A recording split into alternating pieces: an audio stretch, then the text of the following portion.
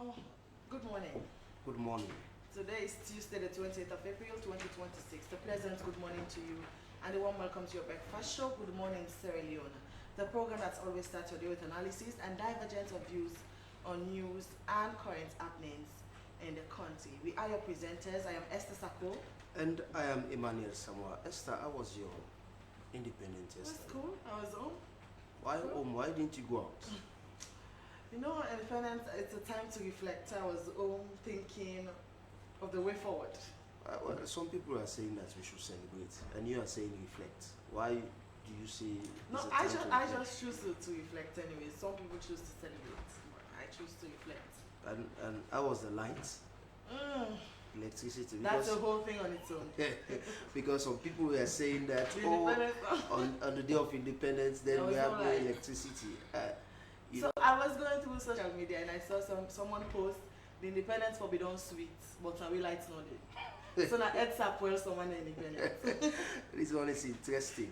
Well, we start a quote. A quote of the day is from English writer Joseph Addison, and it says, "Even a stopped clock is right twice a day.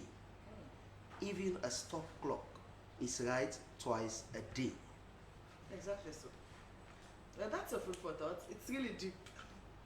So coming up in this edition of the program, Member of Parliament in Mayamba District writes an open letter to the Director General of the National Civil Registration Authority, reminding him on commitments to ensure the decentralization of national civil registration services across Sierra Leone. I'm wondering why the member of parliament from Mayamba is so interested in this one. So we shall be finding out. So viewers, please stay tight because the member of parliament is going deep into it. We want to know his perspective because other members of parliament are not so keen about it, but he is so keen, reminding the DG of NCIA to do the NCIA and immigration to do the needful. Well, President Bill to launch the new state-of-the-art Leone flour mill. This one, is it people should be celebrating? Are we to celebrate that we are going to have enough bread? Because when we talk about flour, we talk about bread. Okay, we shall find out in this edition of the program. Well, in all of this, we invite you to participate by sending your text message to the number displayed on your screen or join us on Facebook at SLBC Live. The program you're watching is Good Morning Sierra Leone, live on the SLBC.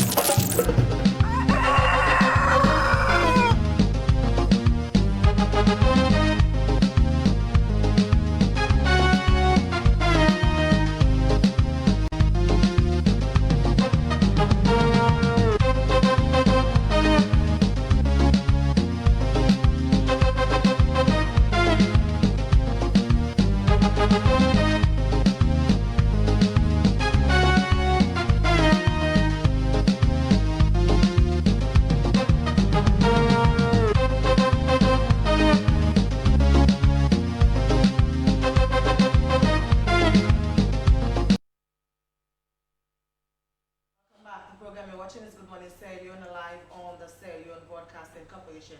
You can be part of the conversation by sending your text message to the number displayed on your screen or send your comments on our Facebook page, slbc.sl. So now time for us to usher in our guest. Well, Member of Parliament in Moyamba District, Honorable Alpha Ben Mansaye, has written an open letter to the Director General of the National Civil Registration Authority, NCRA, to remind him on commitments to establish permanent registration centers at chiefdom levels. According to the Honorable, sometime in 2025, the National Civil Registration Authority issued a public notice urging citizens to register for their national identity cards, setting a firm deadline of August 2025. This directive was strongly reinforced by the Inspector General of Police and the Office of National Security, emphasizing the importance of compliance for national planning, security, and access to essential services. While the intention behind this nationwide registration drive was commendable, it failed to adequately take into account the practical realities faced by citizens, particularly those residing in rural chiefdoms. At the time, registration centers were largely limited to district headquarters, thereby placing a significant financial and logistical burden on citizens who were required to travel long distances under difficult conditions to access these services. But for more on this, we have in the studio Honorable Alpha Ben Mansaye. He is the Member of Parliament in Moyamba District. Good morning, welcome to the program. Good morning. So I'm quite sure viewers may be baffled to find out why are you making this clarion call now? Why writing this open letter at this time? Well, I think this is not the first time. You see, as members of parliament, we should think beyond our constituencies. We should be able to have a national perspective in whatever we're doing. And for all I know, that one of the key functions of a member of parliament is representation. And when I saw the public notice from NCRA given deadline, I realized that the NCRA has not put in place something that has to do with accessibility and affordability. So I challenged that instead of them mounting checkpoints to start checking for ID cards, they should give us answers. What are the modalities that have been put in place? And I did a research as well. I realized that centers are only limited at district headquarters. And you know, for each district has a minimum of 8 or 10 districts. So for citizens to move from their villages to go for national identity card, some areas they can spend over 500, 600, 700 just to go and do the process. And they give you 2 weeks again to come and collect your national identity card. So I raised the issue in Parliament. They were summoned by the Speaker, and they gave commitment that yes, by virtue of Section 13 of the NCI Act, they should establish centers at chiefdom level. And we had several engagements in the media with the PRO. I went to the DG as well to tell him that this is not something political. It caters for everybody in the country. And so, fast forward, we heard that they have mobile centers, but the justification for the mobile centers was born out of a demand from the citizens, not as per strategic schedule. We have what we call a corporate charge. Like for instance, SABC here, they have over 50 staff, but they cannot afford to go to the nearest center to queue. So you, according to the act, you can pay an extra charge, which we call a corporate fee. So they were using this corporate fee for also the ordinary citizens who deserve the right to access it without a corporate charge, rather than the normal price, which is 145 leones. So it's almost a year now. We haven't seen progress. So it's very good to remind NCRA. In fact, when I wrote the letter, I copied the Speaker of Parliament, the Minority Leader, the Board of Directors for NCRA. I copied ONS, and I copied the Inspector General of Police. And in fact, The other time again, I wrote a letter to the Council of Paramount Chiefs because they are our custodians. You know, we are subject to them at various chiefdoms. So it's very important to draw their attention to see how best they can engage. So when I wrote the letter, I'm very grateful to Chief Fasuluku, who is the head of Council of Paramount Chiefs. And they also had an engagement with NCIA. But for what I'm seeing, I don't know whether they have financial constraints to establish the centers. So which is why I'm reminding them also to fulfill their promises. Approximately about 6 million Sierra Leoneans from 12 and above are eligible to have national identity cards. So if you go now to the website, there is no data that can tell you that these are the number, but this is an actual number of people who have got national identity cards.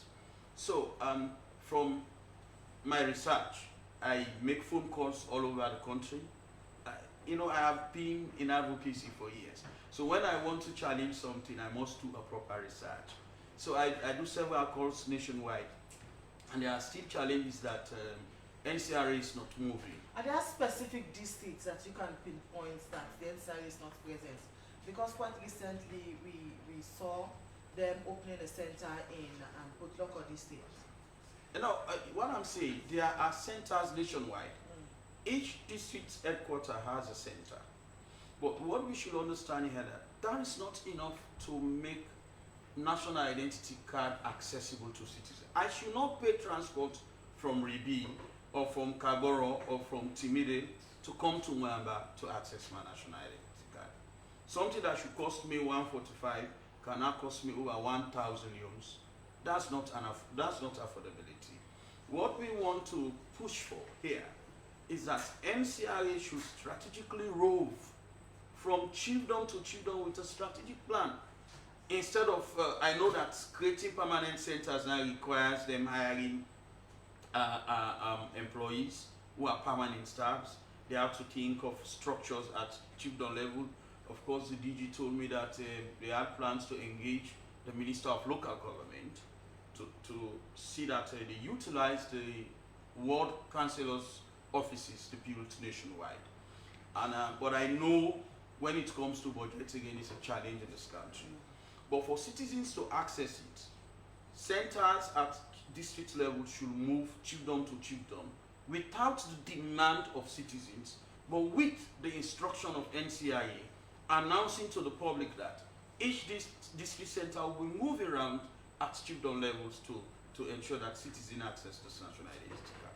I remember these ID cards has details that we talk about NIN, National Identification Number. It's needed for SIM registration. We've seen a lot of press releases for mobile companies, you know, warning us if we don't register. But they cannot effect that because most citizens who are their customers, they cannot cut them off. Otherwise, if they cut them off, they will not have money. But they don't have NIN numbers. And you know, for banking services, other purposes, even for election purposes. So they will be using it. So we cannot sit by quietly and see that citizens keep facing challenges. So, Honorable, you know, we know the current climate that we are under as a country. You know, the political tension, and you are a member of the opposition. You are making a call for these NCIA DG to do the needful. But one might be asking him or herself out there, is it not, is this call, does this call have a political undertone? Absolutely no. The purpose of an opposition to exist is to check with government. If you follow my debates in Parliament, I look for national issues. I've debated on not only national identity cards, I've debated on maternal issues, I've debated on so many issues that affect Kotakos. I asked this question because you know, after the 2023 elections, you know, NCIA was one of the offices, you know, NCIA's data and all of the things that was one of the offices or institution that the APC pinpointed that things were not right. So is this early preparation for the APC? No, I'm not on that drive.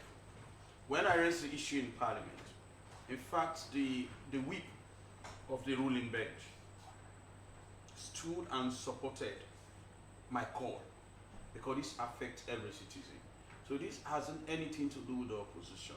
The day the opposition has a concern about NCIA, they will put out a press release when it comes to it, maybe if the APC party has challenge.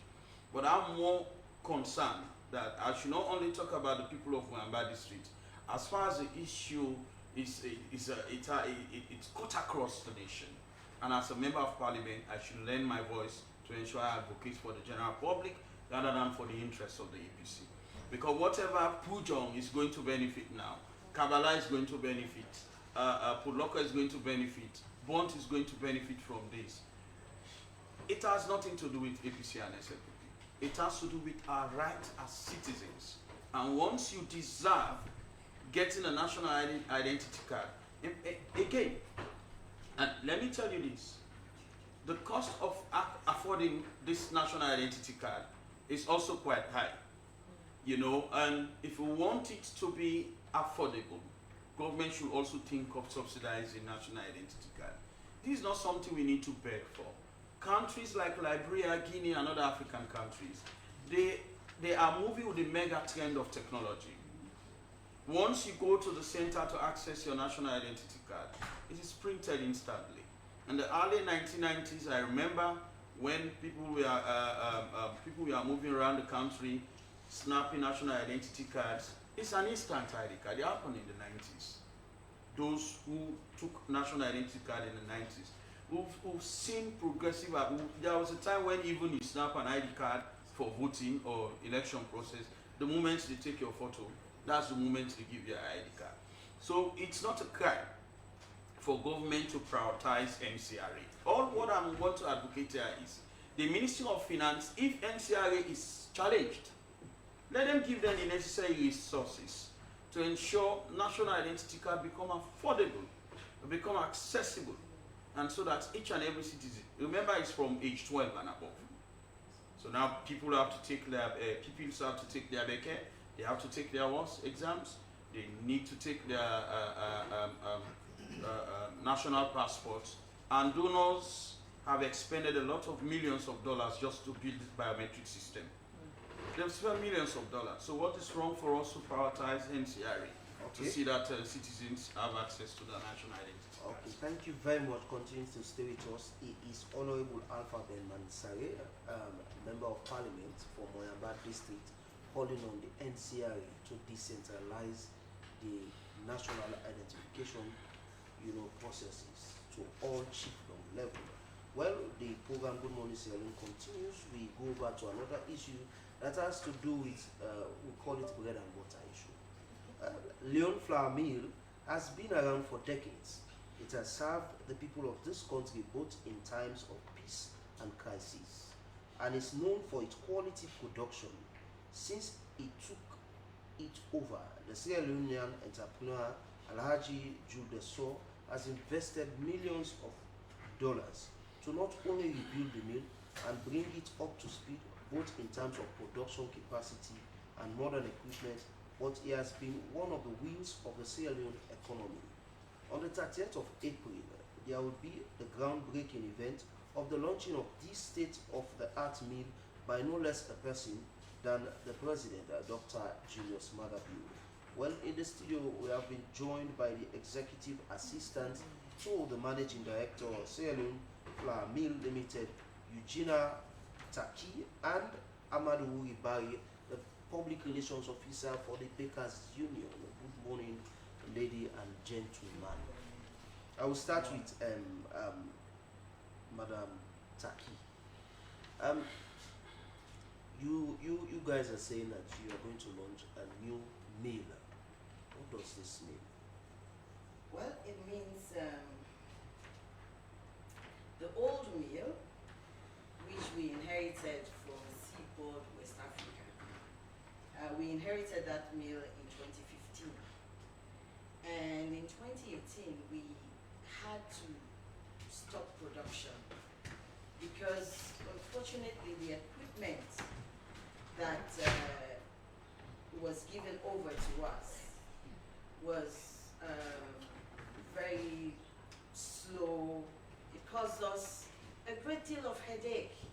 whenever we want to bring in wheat. And so we did a complete overhaul of the mill. A complete overhaul so that all the equipment, the milling equipment, they were now 5 times what the old mill was doing. And but after that, we could only be able to produce 150 metric tons per day. That was the only thing we could process. And so Mr. Saw, who owns Flour Mill, he wanted to see a situation where the only flour producing factory in Sierra Leone could actually cater for the people of Sierra Leone to such an extent that we have enough for Sierra Leone, and we're also able, as best as possible, to export. And so when he thought of that, it involves a lot of money. And so what he did was, he contacted IFC from the World Bank. IFC stepped in to provide funds, but then still we didn't have the know-how. But Mr. Saw knows flour and he knows bread. His father was a baker man, and he himself was born into the baking industry. And so he knows a lot about it. And so traveling whilst he was sourcing quality flour, he came into contact with Ulusoy in Turkey. And so he told Ulusoy, my dream is to do this mill that will be able to produce enough flour for my people. And so he said, we have the funds. You bring in your expertise. And so the Turkish came with their expertise, and now we have a state-of-the-art mill that can produce up to 600 metric tons per day. So if we can produce up to 600 metric tons per day, when we process the old mill and the new mill, we would have the capacity to produce up to 750 metric tons. That is really something for Sierra Leone. So you've talked about this huge quantity that this new mill blended with the old mill will provide this quantity. Is this something that people that are into this pastry industry or bakers should be happy about, or even me as an ordinary Sierra Leonean should be happy about? But of course. Why should I be happy? Because this means that, first of all, employment for Sierra Leone, for Sierra Leoneans. If you go to the factory now, you would see that apart from the Turkish who are there to teach us about the new mill, we're all Sierra Leoneans. And so that is very good, first of all, for us. And it also helps us because in terms of the flour that we produce, it hasn't gone through the sea and everything. When it comes, it's hot. If you talk to the bakers, they will tell you, when you get fresh flour, it's good for your bread. It's very good for your bread. So that means we're doing a lot for this country. So Mr. Vagi, let us bring you in. So as a Bakers Association, what do you make up of this refurbishment? As I said, they're having a state-of-the-art flour mill. How did you receive the news at first? All right, thank you very much. So the Sierra Leone National Bakers Union is overwhelmed with the news of the expansion of the Sierra Leone flour mill. Over the years, we've been seeing issues of protests and sit home or whatever that people who are into the baking business have been doing, and mostly it has been due to scarcity of flour or production of flour that is not up to standard for our work. So for us, hearing the expansion of the mill is a very wonderful news to us. we are hoping and expecting, of good flour so that we can, produce better bread. So with the expansion of the mill and also production of more flour, it will be a reduction of importation. So for me, I would prefer to buy the flour that is milled here on site than the one that is imported. Why is that? Reason being, it takes process and time for flour that is being produced outside to come into Sierra Leone. Approximately it could take up to 2 months on sea, and when it comes, they have to pack it in the warehouses, where sometimes the last product from the warehouses that is right down on the ground, when you receive that one, is very bad business for us. So if it is being produced here and it is being distributed nationwide, I believe we can produce better bread. So as I'm speaking to you now, we've already started working with the flour that is being produced here. Over the years, we've been baking the live flour, but because it is limited, you just have to mix it with other flour, because the flour that we are getting from the other imported flours, not all of them are good. So if you don't blend it with the one that is produced here, you'll have a very bad outcome of your work. So, Mr.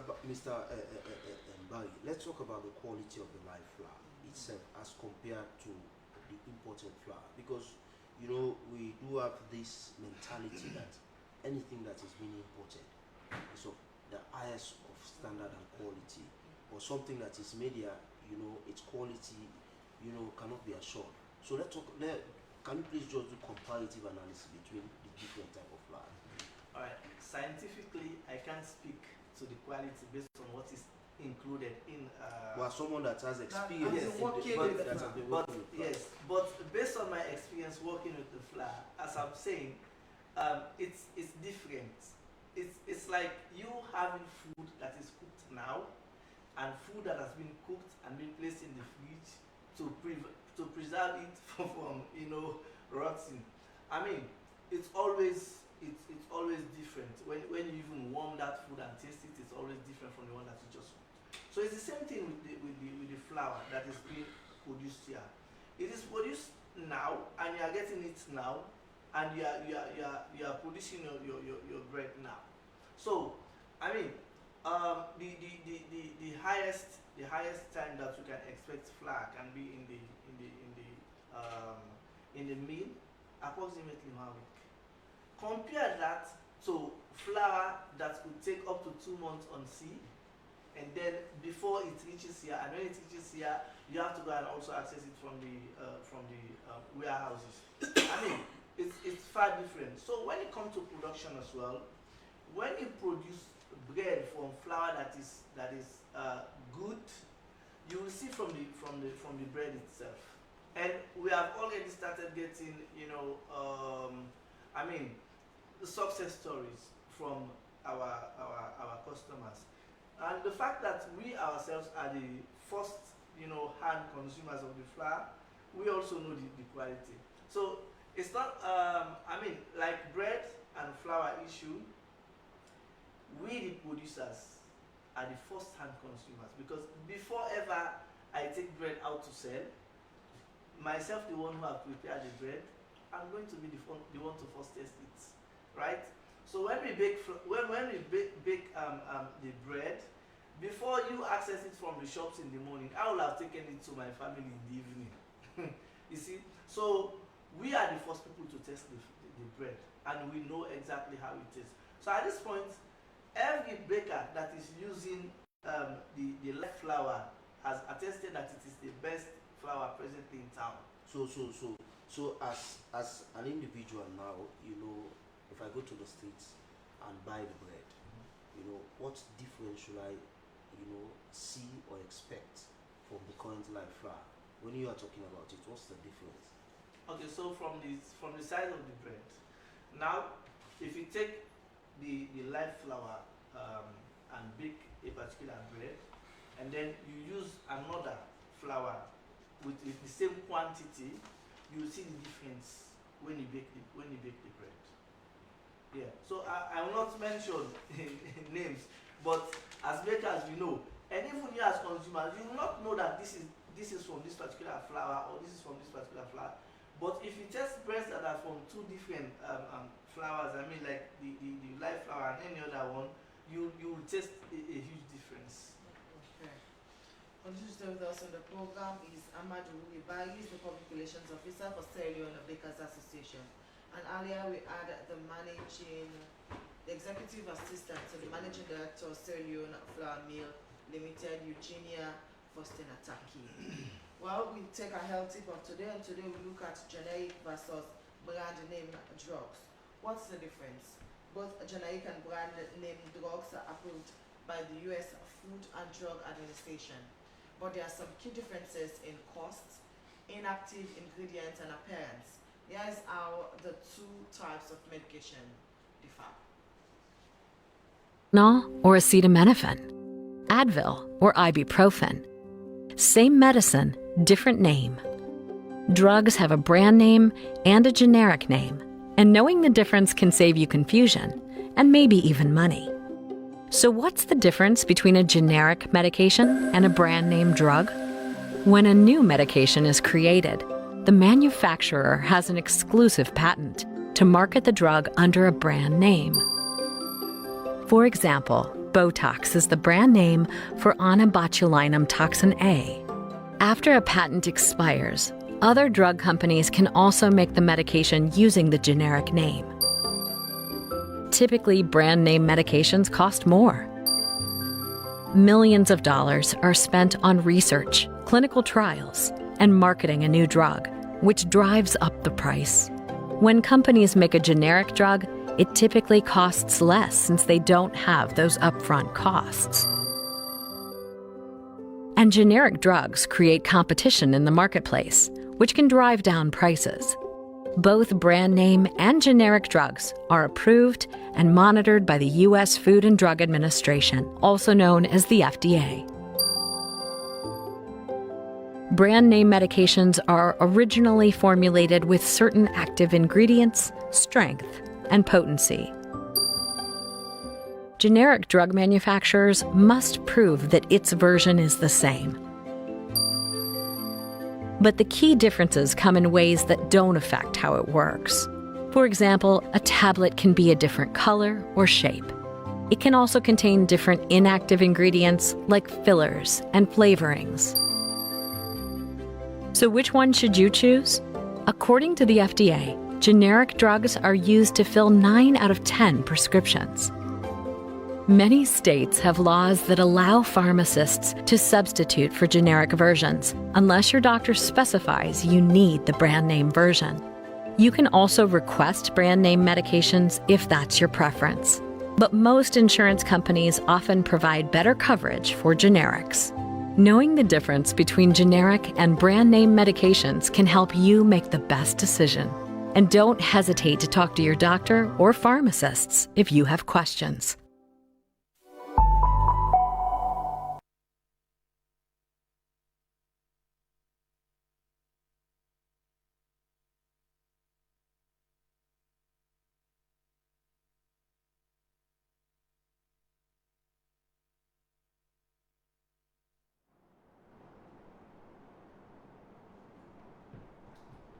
Well, welcome back. I hope you've learned a lot from that video that talks about generic versus brand name drugs. Well, you can go on YouTube or other platforms to review this and continue to learn about it. Well, in the studio, we still have with us Honorable Ben Mansari, a member of Parliament for Mayamba District, who is calling on the NCRA to decentralize the national civil registration process across chiefdom.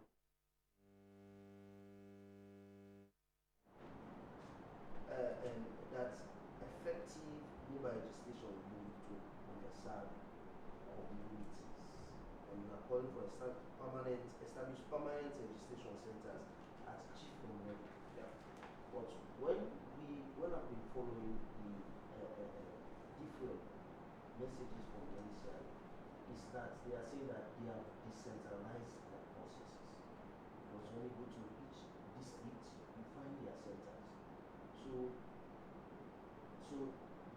putting it at district level, is it not enough when you talk about the centralization of the process itself? It doesn't reflect what is in the Act. Section 13 of the NCRA Act, mandates them to establish it as children level. What the score underscores is that not accessibility. So we've had NCRA offices before the launch the biometric system of collecting national ID card in 2023. So offices have existed before. So what we are pushing for now, in as much as we have those offices and they are the actual centers to access national identity cards, is a two-way approach here of this particular call. If they are budget constrained to establish permanent centers for now, we urge them, and also even the Ministry of Finance, because it may depend on them to approve their budget to ensure they move from one chiefdom to the other.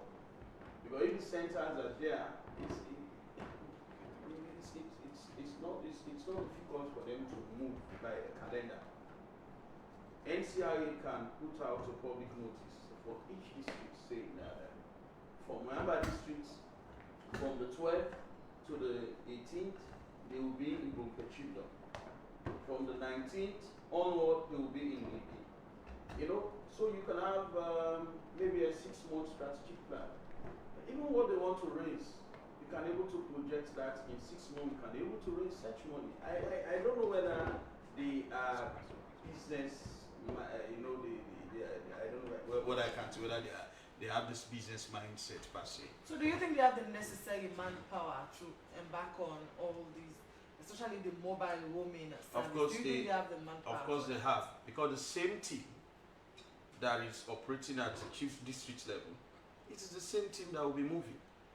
So for now, they have the manpower to rove, but they don't have the manpower yet to establish the center, because they have to recruit a minimum of 3 or 4 per chiefdom. And this requires equipment and the rest of it. So which is why I'm calling on government to prioritize national identity card accessibility as a serious cause for concern. Because if you don't prioritize that, then how can citizens have their NIN numbers? There are many citizens who have already national identification numbers, but they cannot access it, because until you go through the process of re-registering again, you have to get a new photo, because they have to retake again a snapshot of you. You have to they have to take again your biometrics. There were kids who registered when they were 4 and 5, and now if you take them there again, you have to, we call them as minors or whatever, you have to re-register them again to ensure that they capture again the actual details. Some of them registered during that time with not the actual names, not the actual details, and the rest of it. In fact, donors have expended a lot of money also to ensure this correction. So Honorable, you are talking about the turnaround time. Yeah. The NCRA has been very vociferous talking about, saying that they've used technology. The institution is one institution as a stop notch when you talk about technology. So the turnaround time, which is 2 weeks, is it not enough? No, that's not enough. If in the technological world, you should not be satisfied with what you have yesterday. The technology that took you 7 years ago to where you are cannot take in the next 10 years. You understand? Which is why for every day, even our phones, we see companies that create innovation to upgrade our apps, to add values to the apps we have. Just now I heard about this flour mill that they had an old technology. They used to produce it, but now they are moving with the technological mega trend to bring a new technology. When you come to SLPC, there is change. There is change management. So since then they launched that biometric system. If you check other countries, they are not even using what we are using now. They've gone far ahead of us, when it comes to technology. So we should not be satisfied with technology. We should be very anxious to ensure we always gear up to us in bringing in new technology. And everything about technology is about efficiency and effectiveness. If you used to produce 500 a day with that old technology, it tells you with a new technology you can even target 1,000 to 2,000 per center a day. It depends the technology used. If Liberia, Guinea, and other countries are moving with technology, so why not us? Our problem is our priorities. What we want to expend money for, what we're doing. There are things we need to handle in this country. Just need a simple button that can be depressed, and then we see it into action. But every day we slumber, we have a mindset and narrow-minded. We don't want to ask ourselves, what have we achieved? Yes, Ari could come here and say, oh, we are moving. We are decentralized. Yes, we are decentralized.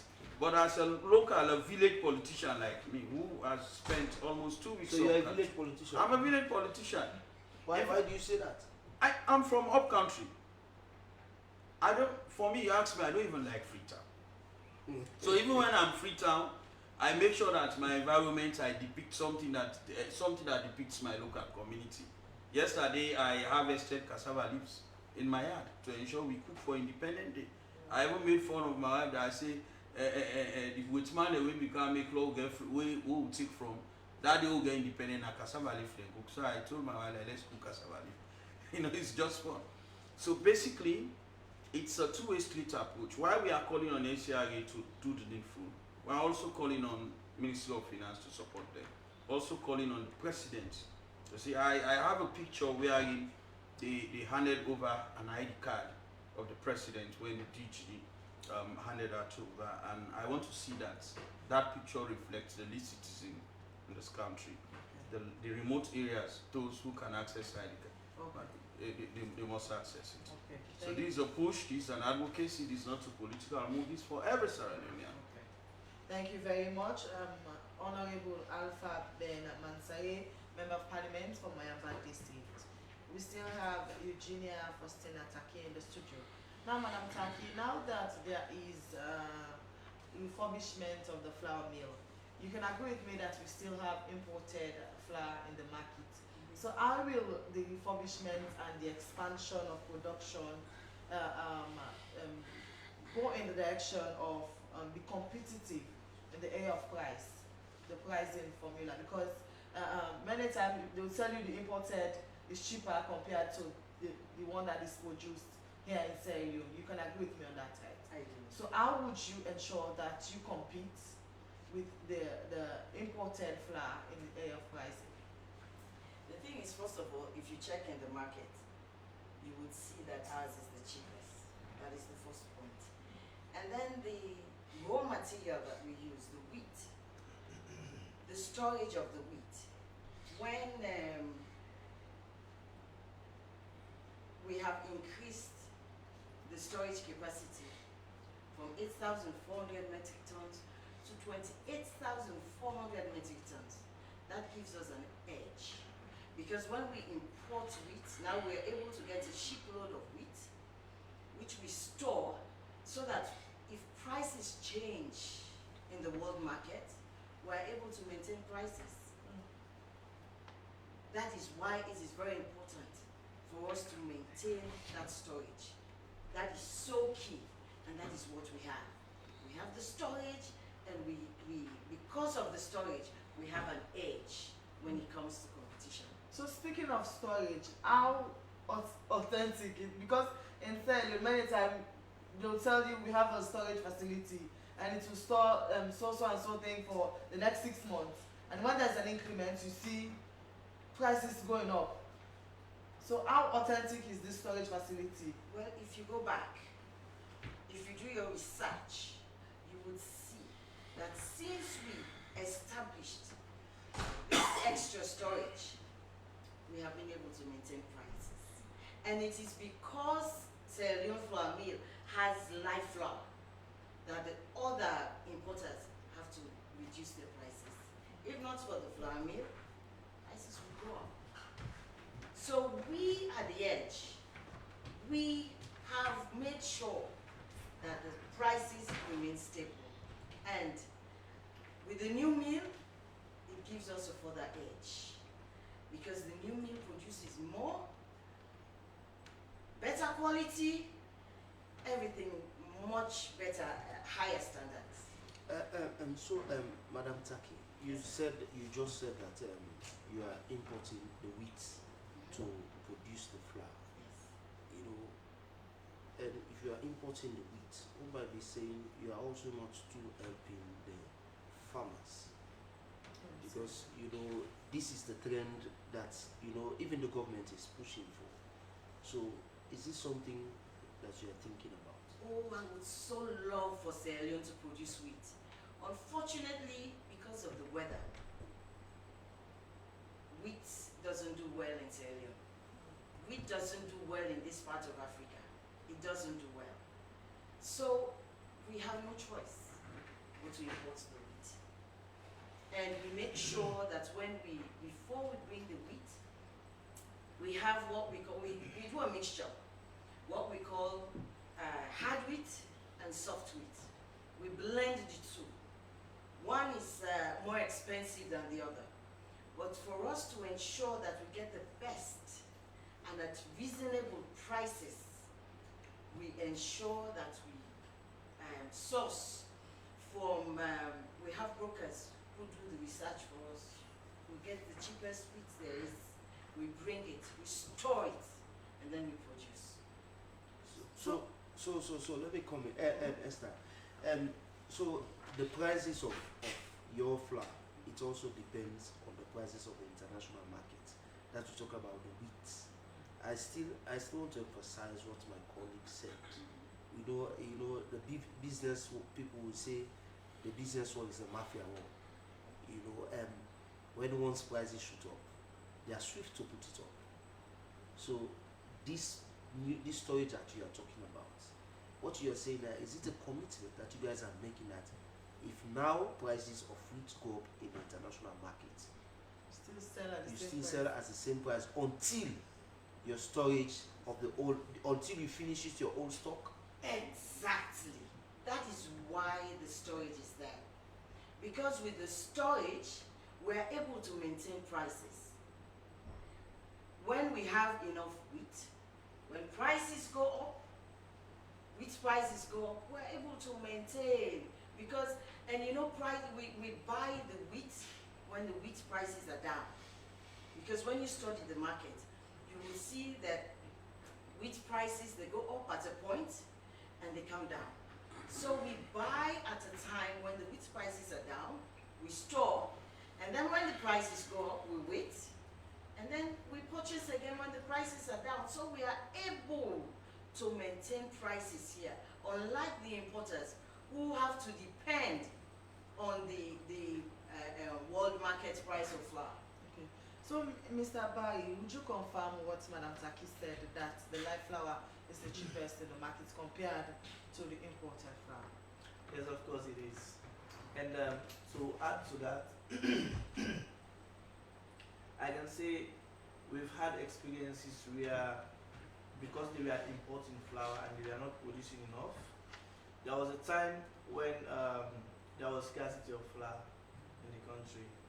And I can remember buying flour that was imported from other people at this price of 1,500, 1,500,000, as opposed to the original price that it was at 700,000 by then. Yeah. So, and that was just for few days, not even a week. We had that spike. So it also had to go down when the flour came in.